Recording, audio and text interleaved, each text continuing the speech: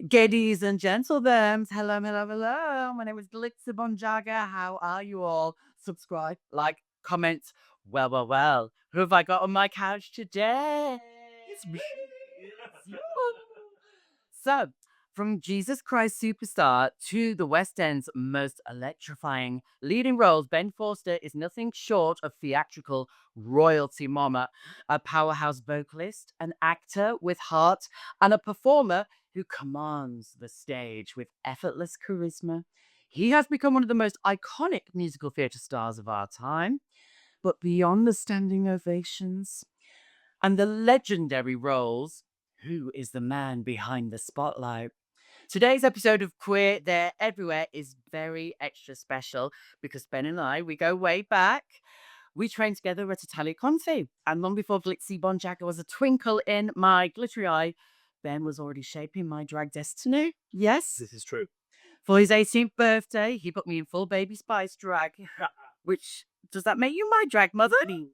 Darling, I've been it for ever since day one. So we're going to be diving into his journey from growing up in the Northeast, YA, with a little Spice Girls magic along the way to becoming one of theatre's most commanding leading men. Oh, commanding. Oh.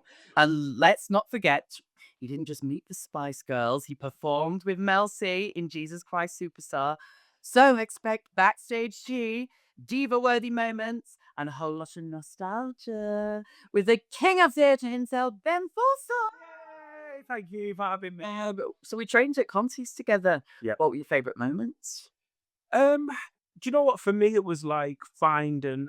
I'd never. I grew up in Sunderland in a really sort of working class, very masculine environment, and for me, the highlight of that whole thing and coming to college and starting, yes, doing all the performing, which is amazing, but it was meeting people like me. I'd never met anyone like me. Yeah. My school friends were all girls, like straight girls. That's who I surrounded myself with. Yeah. And actually, as soon as I got to London, I met you and Simon, and then I met fabulous, like, girls that loved the gays. And it was just feeling comfortable in my skin, being able to, I mean, yes, it took me 6 weeks to come out, whatever it was. Yeah, I think it took me 3 months. But hilarious. As well, I'm not gay. I'm not. You're about. Okay.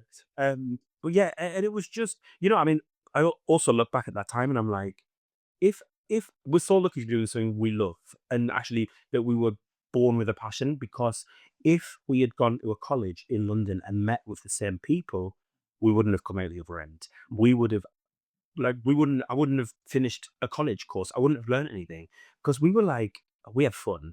We had a lot of fun and we played hard. Yeah. But actually, it wasn't a challenge to get up in the morning. No, it wasn't. We wanted to go and dance. We wanted to go and do the same class. We wanted to act, and actually, like, just being in an environment that you wanted to be in finally. And I hate school. I didn't want to go to school. And I hate going to PE. I hate doing all that stuff. So actually, just like being in a place that felt like yours for the first time was really, like, life changing. Yeah. Did you always want to do theatre? I remember you as always like the theatre boy. Yeah, I did. I mean, I went through like a funny phase where I was like, oh, I want to be a singer songwriter and I want to be like famous, and I want to win a Grammy and I want to be cool. But actually, like, I'm not cool. My voice is really versatile, so it does fit a lot. But I'm like, I was never the cool kid. And at that time in music, you have to have like a really strong identity. And I'd never had that either. I'm just me. Yeah. I'm fully me, but my identity is not strong. I've not got a massive crazy fashion sense. I'm not bald. I'm just sort of in the middle. And I really love it. I'm totally happy. But that's amazing for as an actor and for a leading man because you can pivot into lots of different roles. And Also, I mean, I've had a really, really versatile career, and that's been amazing. But yeah, I, now in older life, I look back and I go, I wasted a few years trying to chase a dream that probably wasn't mine. And actually, like, if I'd have just known then, I wish I did actually, with just musical theatre was sort of my destiny. It would have been quicker and easier. I turned jobs down. I used to turn like Marius and Lenny's down when I was 19. really? And I was like, oh my God, how did I What age I think I was? I know, but we were so young, and you don't know yourself as well at that point. And it's also, you have an idea of what the business is like, the business of show and what you want to do. And then knowing like your brand and knowing like who you actually are and how others see you, I think it's a really useful skill. It is, but it's also like looking for all the signs that you're just on the right path. That Yeah. you're in. I really believe in like you're doing the right thing. You're on your path. You're in your destiny. You're in your moment. And I think that when you're on it, fireworks go off. Yeah. You're lucky. You are highlighted. You live a nice, peaceful time. And I think when you're not on that path, it's difficult. It's jarring. It flows easier, doesn't it, when you're You should no. know in the right place. I mean, I wish I'd started drag properly years ago. Well, I did tell you. You did tell me your 18th birthday put me Baby Spice drag, darling. Yeah, I knew it was on. I mean, I just knew, you know. Did you? What did you know?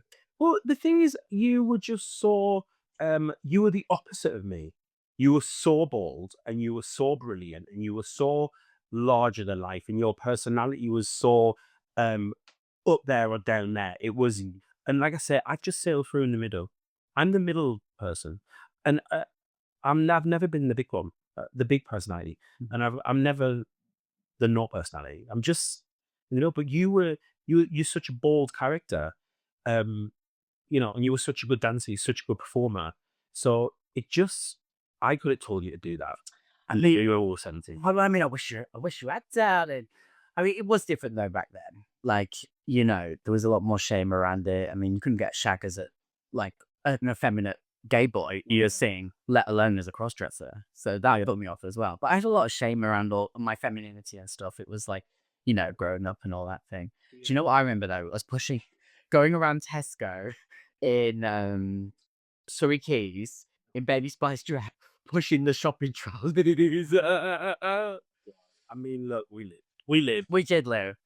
And, growing up in the Northeast, I remember you used to be as big of a Spice Girls fan as I was. I do, dear. And then you got to work with Mel C, when you won Superstar on ITV and you did Jesus Christ Superstar together. Yeah. Is she as much of a badass as she seems? You know what? I mean, look, she is the most badass person I know because of her commitment, her, like, the commitment to be who she wants to be, and she's worked so hard on her. You see her every day working hard on herself. I'm not that committed. Again, I'm just in the middle. I go with the flow. Whereas Melanie gets up and she runs a few miles, she goes to the gym, she eats the right things. She's fully supports her life Mm. to achieve her goals. And that is like evident the whole way through. Wherever we've worked. And obviously I'm such close to me. She's one of my best friends now. And just looking at the way she is, she's so dedicated. I think it's amazing. Yeah. And I see her, like, we go and watch her in, festivals and things, and I just see her bouncing around the stage, and I'm like, that energy She's amazing. at that age. I mean, I'm not that not that she's old, but she's not 21, and I feel knackered. I'm so tired. And, I'm 4 years younger than her or something, or 6 years younger than her. But like, um, it's, I'm just so inspired by her, Yeah. really, as a friend and obviously as a Spice Girl, and I just still love the Spice Girls. Yeah. There's just something so magic about them, Yeah. isn't it? Like, what is, no one can really put the finger on actually what it is, but doesn't it just make your heart beat when you see them? I'm like, oh my God, Spice Girls. They just, the I mean, they were drag queens, sporty babies, like, and they were just, they've got charisma, they've got that it factor, they've got that star quality, and they're talented, and they wrote everything. And It is. It's basically the talent is really there, yeah, and people go, oh, the Spice Girls are just the Spice Girls. And you're like, no, Melanie's voice is amazing. oh, she's amazing. There's some amazing singers, actually. Well, Melanie's an amazing singer. Yeah, I mean, it's a Amazing singer. It's, and look what Jerry did when she left in that career. I was obsessed yeah. with her. Mirrors of that big curly. I hope them Yes, loads of them weekend coffee subjects. Have you got any backstage cheer from with Miss Sporty? Got any like favorite moments? Oh God! I mean, do you know what is nice being? What I love about being on sort of inside stuff is that I know all the tracks, everything, and I would never share it. No, but I got to actually love it. Literally, it's like I love it. Go in, cereal, with a cup of tea, and like, no, I'm not. You get all the gossip with the girls. Do Oh actually. my god, I live. They're all absolutely really lovely people, Yeah, isn't it? they are. I met Mel C once at the Astrid Awards, and she was wonderful. And then I met Emma. I sang in front of her, and she was really lovely as well. Yeah, I met Vicky as well. Victoria, something, a ballet thing. I had a fabulous night at dinner with Victoria. Did you? Did you? At Jerry's 50th birthday. Oh wow! I got it on the table. So I went and sat in, and I was next to, there was me and Melanie, and on one side was Hugh Grant, his wife. Yeah. On opposite was David Williams and Jerry. Oh, Emma Glitzy. Yeah, literally. And then Laurie Rich. I mean, it was just such an amazing stagey table. I was like, oh boy! Then Forster. Darling. That's it. So, what's the doctor?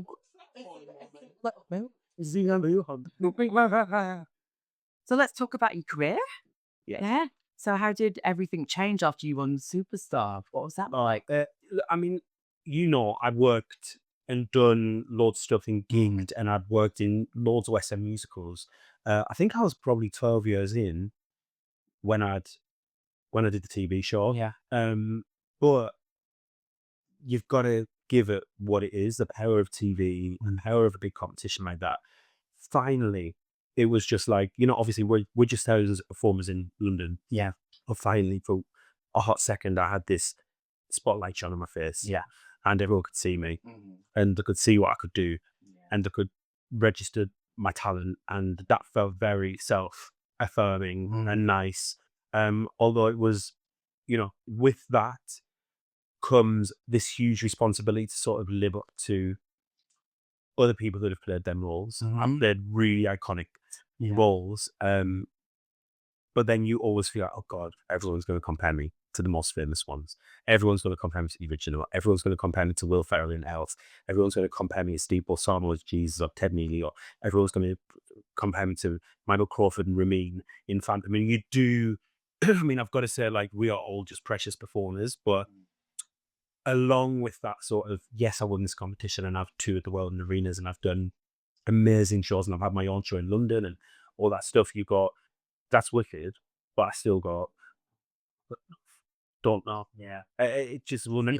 The artist's way. It's the artist's way in us, and I still don't miss that when I'm not performing. Yeah.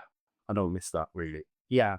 It's a lot to deal with, isn't it? It's like, no matter how many people tell you how amazing you are and how wonderful and iconic, and it feels lovely in the moment and the applause feels gorgeous in the moment, and then you go home and you're sat with like yourself and it's Or you read something online or something and it just makes you go, oh, I thought it was being really good. I think I'm doing something really good, and then someone goes, oh, I much prefer this other person. And you go, oh, I wonder why. And it's fine because I do that. I watch people do roles and I go, oh, I prefer the person I saw the last time, but they were great. art is subjective. Yeah. It is subjective, and it's totally fine. Not everyone should love you, but it's weird when that's the only thing that I kind of go, oh, because I've got loads of confidence in myself. Yeah. But it's a weird thing. But I think the weird thing is that people feel the need to say that in the first place, actually. Yeah. Sometimes I think people never ever think you'll see it. It's weird. I don't know whether it's just ignorance or whether it's horrible. I can't put my finger. Look, I don't get loads of it. Yeah. And we were sort of talking like Superstar, but it was a blessing. But it also, for the first time, gave me this little insecurity of going, like, especially at the arenas, you've got like 25,000 people. But you're like, did half of them people watch the show and vote for the other guy? Right. Or they booked their tickets before? And did the other others sitting going, I knew Nathan would have been better? Do you know what I mean? I said, it really, I'd never had that because I was just working getting the roles because I deserved it, Mhm. doing a show because I was in it, because I was the lead. So all of those things I'd done before felt a, a just reward. And then the TV show, with the blessing comes the curse of going, but do people hate me because they can judge you now? Right. That's the only thing that's the only negative thing I've dealt with in my brain. Yeah. Um, is that like, am I good enough? And um, am I doing the right thing? So Mhm. you question yourself all the time. I mean, I know what I'm like, so but I will say this because I have seen when I saw you play Phantom and you were absolutely phenomenal and I was so, so proud of you. But you've always been phenomenal. Like your voice is just like your tone and just yeah, you're insanely talented. Um, but I know as well when people give me compliments as well, I'm like, it feels cute. And then I'm like, and then Sometimes you fully believe it, and then no, sometimes you're like, "Oh, I don't know what you probably do." I don't know. Look, it's not something I want to dwell on, but no. you've got to register it because I think if you got into a process like that, Mm, you are. It's always going to come with this double-edged sword where yeah. you've got two things to live with. Mhm. You're no longer just you as an independent artist moving through life. Mhm. You've become this thing that's had a commercial bounce. So there's always been people have an opinion on that, and that's a little bit of a weird thing to deal with. But some people don't like chocolate. Oh, Like sorry. And it's amazing. WTF. And it's amazing. It's amazing. So at the end of the day, I know it's amazing. You're amazing.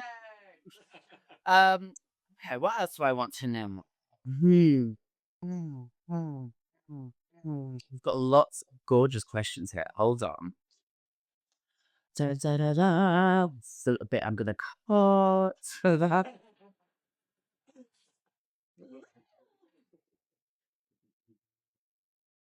We probably just went on. No, we got a lot of it in. That's what I okay. Which out of your roles do you think has been the most transformative for you? Oh, um, I think although Jesus was so epic, Yeah. it was such a massive machine. I was Mhm. in a massive cast on a massive stage in a massive arena.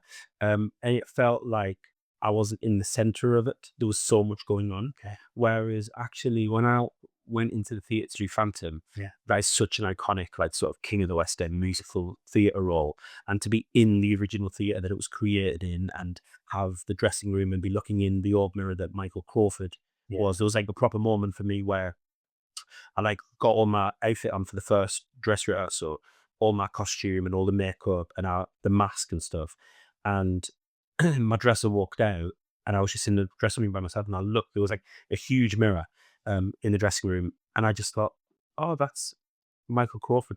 Put it on first and looked in that mirror Yeah. and thought, oh my god, I love it. This is this role. He didn't know what it was going to become. Um, but the amazing actors that have done it over the 30 odd years, 35 years now, or something like that. Um, it was just amazing to be a part of it. Mm. And then when you're in that machine, it's so beautifully oiled. The theatre is so gorgeous, and the stage is quite compact, and the Mhm. audience are close. Yeah. So it feels like you are really in control of the emotional setting Yeah. of everything. You can change everything in an Mm. instant, and you're in the power of telling the story at some points, and that feels amazing. Yeah. I definitely like, although I've just touched on like sort of the insecurities that come with the TV show, Phantom made me feel uber confident that I was doing. I really believe I put my heart and soul into that, and it it's a lovely life moment. I Mm. will always love that I did it. Mm. I always will feel lucky and appreciative that I sort of had that moment to go, boom, family opera, Absolutely. King of the West End for Yeah, him. big, You big. know what I mean? Like I really love that, and so yeah, I think that's given me the most desperately. So you talked about because I love an intimate audience as well, where you can see everyone, you can feel the energy, you can puppeteer it. What's the energy like in like the stadiums and the arenas? I mean, it's just so vast. It's Yeah. different. I remember like one of the first times I did Gethsemane at the O2. obviously for people that don't know Gethsemane, it's like this big argument with God that why he's chosen that his son should be crucified and killed for the good of it. And so it's a really amazing song where you're sort of battling with yourself and God, and you know, putting yourself in that situation is amazing in that song. And it's got such a big note and there's a really big ending. Yeah. So it gets an amazing response. And it's weird, but having 25,000 people scream at you creates a wind. Okay. A wind. You feel this sort of thing come at you. Wow. And I don't know whether it's real or whether it's in my brain, but I remember thinking like, I can feel everyone's, yeah, I can feel all that coming to me. Wow. It feels amazing. Yeah. And I was like, that was another moment where I was like, I mean, that's just an experience that like Elton John or Beyonce has, or and I've experienced that. And I go, so lucky. Like I feel so lucky to been in them scenarios where I'm like, I'm getting the same reaction at some points as a big rock star, big pop star. Yeah. And I'm not. I'm just like, I'm just Yeah, but you are a musical theatre star, mate. But it was, but even musical theatre stars, they don't get them. I don't get that answers allowed. Is that from the show? Do you think? It's like an arena tour of that. Like, has it like done arenas like that before the show? The show, Jesus Christ Superstar, originally started life out as an arena. Really? Yeah, but it was just a playthrough of the music. Okay. Yeah, so there was Music's so great. oh, It is like it's a rock concert. it's a rock. Yeah. So it does. Yeah. You know, but yeah, it was just amazing. But the magic is totally different to theatre. How's the come down from that? How do you decompress? Yeah, it's weird.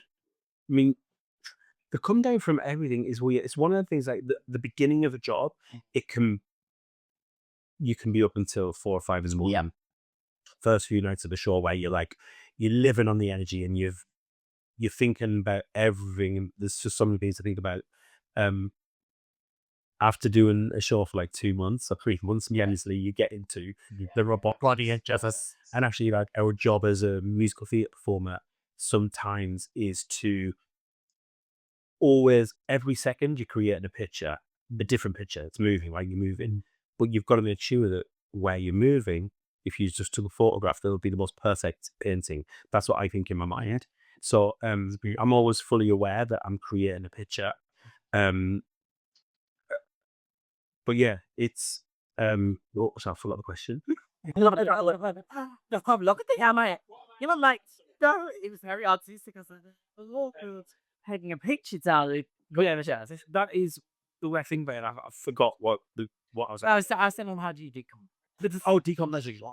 Yes, so actually, that's what I was talking about, is the sort of mechanics of that. And, you know, after like 6 months, you can be thinking, right, I'm now going to put my hand here, and I'm going to tilt my head here, and I've got a little tear in my eye. And you're like, hey, I'm crying. Yeah. Yeah.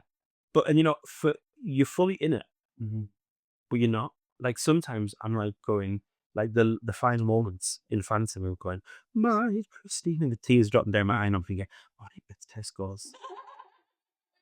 But and that's our job. What you buy in Tesco's? That's, you know what? Oh, chocolate, crisps, eggs. I never buy shit. Constantly, I'm not. I mean, I love cooking. I love my food. I'm not but yeah, it's mad that sort of the thing is, if you look at a role like Jesus, where you are going through the last 7 days of Jesus Christ Superstar, you're going through all the emotions, and then you actually get crucified on a cross in position with blood running down your face. Quite a weird thing to live, so you can't live it every day. And also being a schizophrenic murderer that is coercive and self-controlling. The Phantom is a really odd character. Yeah, the audience have got to hate you and love you in the end, which is a really hard job. But to make that happen, you can't go in every night. You'd be crazy. Yeah. You've got to be able to mechanically act to make sure that everyone ultimately feels it. But we shouldn't be feeling it. We just couldn't. I couldn't. Yeah. You know. So that you can leave it. Yes, that you learn, you get this muscle memory in your face and in your tears, and the coming all arrives, and you get the crack in your voice at the right time that makes people think you are in it, but we can't be. Sometimes, odd day, Yeah. if I've watched something sad or something bad's happened in the world, or I can go there and I would have a really in show where I am like snot's coming out my nose and like 2 years over, coming out of my face. And that does happen, and it's a way of sort of letting out, I suppose. But most of the time, 90% of the time, you shouldn't be in your character, I don't think. He's a pro. Yeah, you've got to be. Yeah. What's the best advice you've gotten in theatre from other actors and I think it's I remember working with a guy, a director, and he said to me when we got in the first few days of rehearsal, he's like, just relax, just why are you conscious? And I was like, I'm not conscious. I'm not. But actually, I think I was so not insecure. That's not the right word. aware? Like, Self-awareness as a kid. yeah. I didn't really. Do you know when I was saying that you've always been that big character since we were kids? Like I never really had that. So when I was performing a big song, I wouldn't dare like just go yeah like with my hand. I'd be like yeah like I do it half. I feel like for the first few years and training and college and the first few years of my career, I don't think I really could let go. Yeah. And embrace my body language. Right. And as soon as someone told me to stop doing that, I was like, oh, so actually, like, then when you're performing something like Elf, where it's a massive personality, you know, when you're born at Christmas Elf, you wake up every morning feeling like a lucky so and so. If I, you've got to be able to let your body go where it feels, and couldn't do it. Okay. And I see it in other performers, I see it in young performers, and I'm always like, just trust where your hands are going. Milk the decisions. Let yourself be at this sort of level of giving within your body language, and you'll be fine. Yeah, because it'll just come naturally. Yeah. But it's hard to get the natural. I found it really hard to get a natural body language. And as soon as you've got that, you can become a good actor. I think. Yeah. Be able to let go is so important to enjoying it and feeling it and feeling it. And it's just, Like sometimes if you like see someone and you can kind of tell if they're not in it, and they'll look a bit silly. You see someone that looks silly it's when they're not at ease, they're not at ease. because they're feeling silly. I mean, if you feel silly, you look silly. Yeah. So you've just got to enjoy the silliness, Yeah. and be the 100% you, and that's what will come. Not take it too seriously as well. Nothing. It's if you're acting a serious role, you've got to just let yourself go. Yeah. And that was the best advice I ever got given, I think. That's really good advice. I love that. I've got a question for you. If you had a twin, what advice would you give him? Oh God. I mean, look, there's loads of advice I give myself. There's loads of things I still want to do. We're still on like personal development of myself. I would love to go to gym. I'd love to eat better, but I try. Yeah. I love a glass of wine. Yeah. I love being social. Yeah. I love using my voice. I like having 15 coffees a day. Yeah. There's things that I really like Yeah. about life, which I know I probably shouldn't do. But if you enjoy them, I think, and if the intention is that you enjoy it and you're not giving yourself a hard time over it and it's not affecting anything, then I mean, I'm a very happy. I'm happy. yeah. I really like my life. Yeah. So that's why I'm like, oh, but I kind of love my life. Yeah. And I like eating, and I like going to the club, and I like going to a restaurant, and I like having an Indian takeaway. Yeah. And I just heard. You mentioned Chris. Well, you mentioned Chris before, and I was like, immediately, I was like, oh, I want some much good to London down and dip in some hummus. I am on the But yeah, yeah, I think I would just say try be more dedicated. I do think this as well. I do wonder if I was just really dedicated to my career, really, 100% would I be different? Would I be in a different place? Would you enjoy it as much? Don't know. Would I enjoy my life as much? That's I don't know. But because I'm not 100% committed, Mm. I have to say, I mean, again, it's subjective, right? Like, there's yes, some people would go, "Oh, you're so committed." Some people would look at my life and go, "You are so committed." yeah, because you have your property business as well, which is I Constantly doing, constantly working. yeah. But I know in my heart there are moments where I can want to be lazy, want to be fat, want to be annoyed, want to be yeah, and I think I do look at people living the good life of trying to be really committed. People like Melanie, Mm. and she gets it back in dividends. And I have a very lucky thing. I've had a very, very lucky career, very lucky life, very lucky opportunities. But I'm like, I wonder if I was more committed, if I would get more in return. I haven't tried it yet, but maybe that's what I'm making. I mean, babe, I relate. I mean, there's about 1,000 like unfinished like sewing projects downstairs or like stuffed in a drawer. Do you know what I mean? And it's like, but I think it's good to have a healthy balance of Yeah, it is a balance. And do you know what? If me having that healthy life keeps me in this career, then I'm really happy. yeah. Do you know what I mean? I'm happy. And I heard word on the. I'm allowed to share this What about? that you might have an album. Well, actually, yeah. Do you know what? This is the year. This is the year. This is the year. This is what I said at the beginning of this year. Yeah. I'm not going to let this year pass Yeah. without doing my album. I've said it for too long. It's been long enough. So I've had some really, really great meetings. I've got really good producers. I've got a really good team. Yeah. So I'm going to do my album this year. So exciting. And I'm going to do my tour. Yeah. And I'm going to do hopefully a world tour within the next Yeah. year, which is really nice. Exciting. Well, Australia is on the list. Yeah. Yes, Australia. But I've had that again with everything business gets promised to you, and then it might be delayed, it might be moved. This is AJ for everyone. So, but that's really what my ambition is this year: is to do my album, get out on tour, and carry on doing what I love. Pierre Fabrili as me, Yeah. and not Phantom, and not Elf, and not Jesus. You know, I can't wait to come and watch, babe. Yeah. It's so nice. We'll have a Kiki, Dan, and oh yeah, oh, yeah. so amazing. You're gonna love Australia. Yeah, well, I already do. I've been out about 8 times before, and you know what I'm like, such a hippie babe. So I love the nature. I love it. So I even love spiders and snakes and all that. Like I love reptiles. She witchy. No, I don't. I like reptiles actually. Yeah. I quite like a frog. Yeah. Don't like a spider. Do you know? I did a nighttime spider walk in Byron Bay in the rainforest. I learned all about them. They're so fascinating. So cool. No, that's not for me. No, I see those. I'm like, I'm like that one, spider webs. I'm like, put geometric good stuff. Wow. And that, I mean, it's like dewy on it and frozen and stuff. Man, oh, don't like that. See what it is. Oh.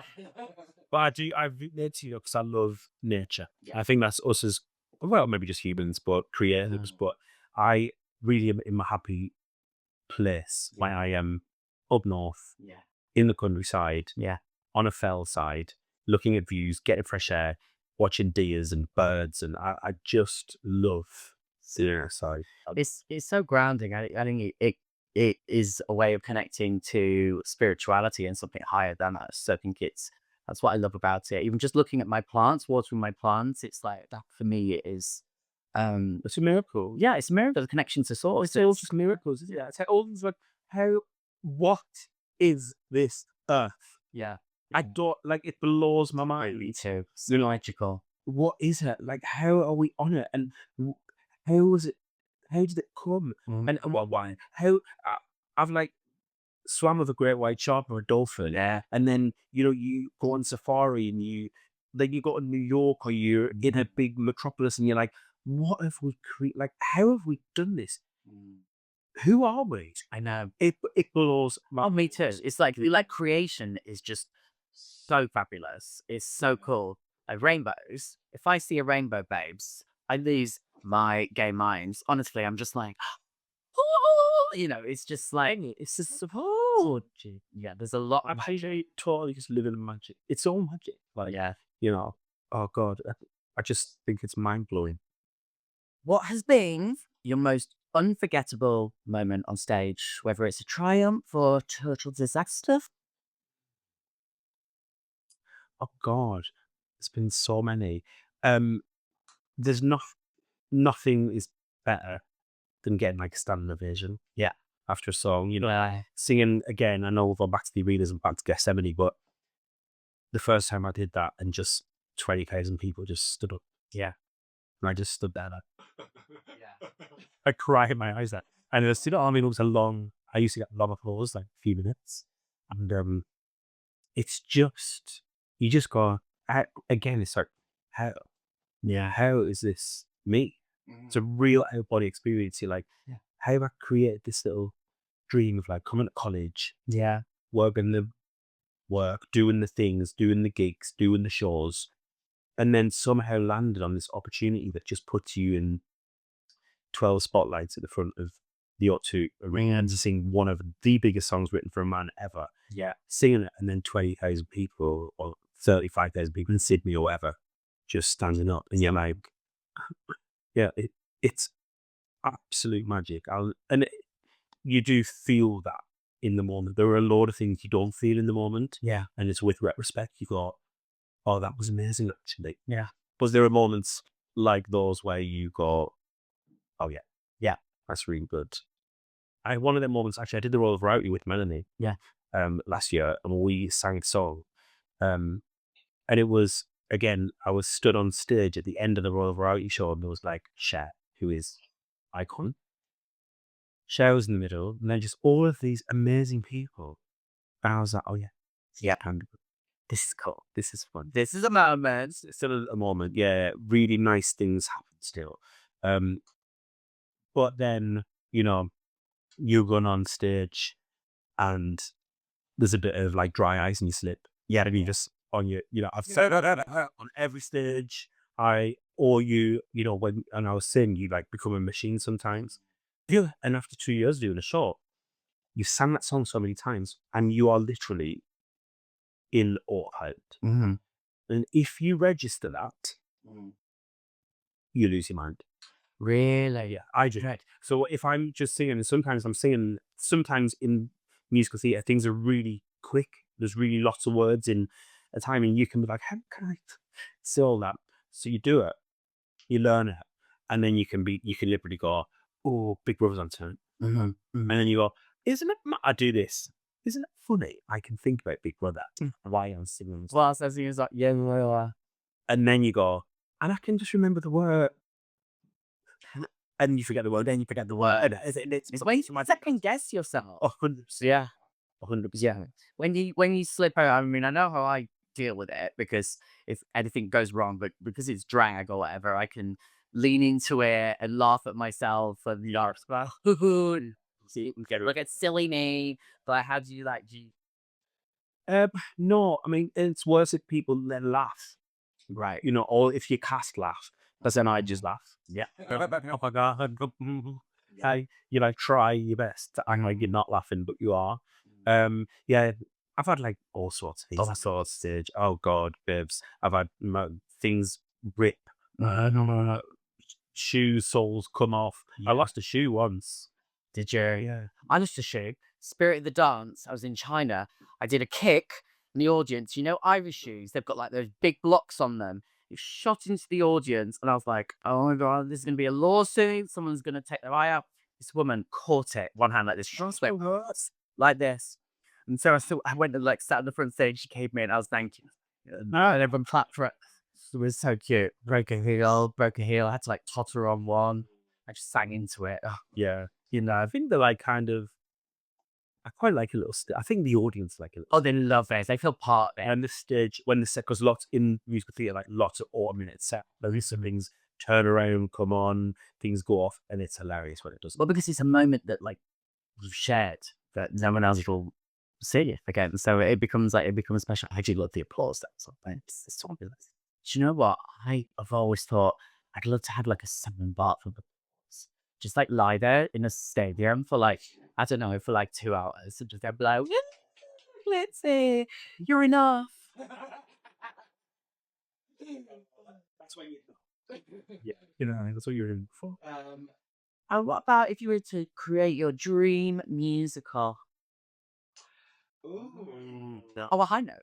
What about the Spice Girls? You put them all in a musical, that would work. dream musical, and then what Spice Girl in each role? What role would you think would they be? I mean, obviously Mel C played Mary, didn't she? But Mary, and she was amazing. And she was amazing in Blood Brothers as well. oh, what amazing! Yeah. That show. You did that at school, the brothers. Yeah, let's go. Yeah. Um, I think this all the Spice Girls will be quite good in six. Well, Oh my gosh, that would be amazing. that's quite cool. Not five. You need a six. Or if I've got Adele, what about the one that didn't get into the Spice Girls? Remember? Oh yeah, no. Oh, Bless her. let's move. Do you think She's a massive Spice Girl fan. she loves that? She would Yeah, let's get Adele as a six Spice Girl and put them all in six. What spice would she be? Cockney Spice. Yeah, copy. Yeah, she's so funny. I love her. What a voice. She's amazing. Dream musical. I met. Did you met her? Tell me. I mean, I met her. So after the Spice Girl show at Wembley, yeah. Melanie's manager came and got us, and we walked through like a little VIP party. Yeah. And I was like, oh, let's see who's going to be here. It's all quite exciting. And then we got a drink, and I was like, oh, none of the Spice Girls are here, and none of the big celebs. If the Spice feels like here, I'm leaving. And I was like, Okay. so I was like, I went up to my and went, where's Melanie? And he was like, oh, yeah, she's in the other room. And I was like, oh, we're ready. So we trotted in through the other room, and I saw this tall, amazing back of like a blonde hair. And I don't know why I was like, oh my, I think it's going to be Adele. By the way, I was in the first 100 registered fans on the Adele fan site Yeah. from years ago. I used to get like a free signed album for years. Every time she released one, I used to go. Yeah. I bloody love Adele. Yeah. And she, I see it, and I was thinking, it's Adele, it's Adele. And I was getting closer. She said when she turned her, and I like just screamed in her face. And she went, what's the hell of you? And I was like, oh my God. I was like, I love you. I was like, yeah, I've never been that starstruck by anyone. I was starstruck, and I was like, I just love you. I was like, my name's Ben. I know you are. You're Jesus Christ superstar. And it literally was the moment of my life. I was like, Adele knows who I am. I was like, I was your first one. Oh.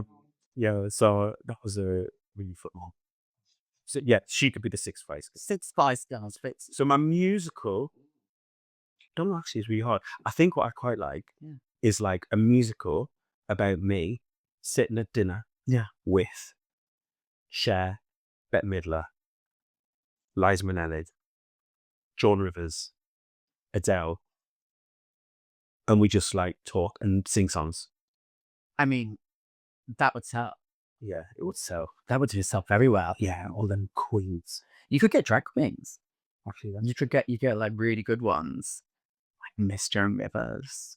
I don't know who's Joan Rivers. The best. I still like, because I'm obsessed with her. Like, she comes up on my Instagram feed. Yeah, I get those stories. Fucking hilarious. It's hilarious. I'm like, I just want to be Joan Rivers. Yeah, read her stuff, read everyone. Just so weird, so clever. Yeah, she was an absolute icon. We watched her. Were you there that night at the Astoria GOI? We went to see Joan Rivers. Did we? Were you not there? I mean, I could have been, but I thought you probably were. You probably were tired.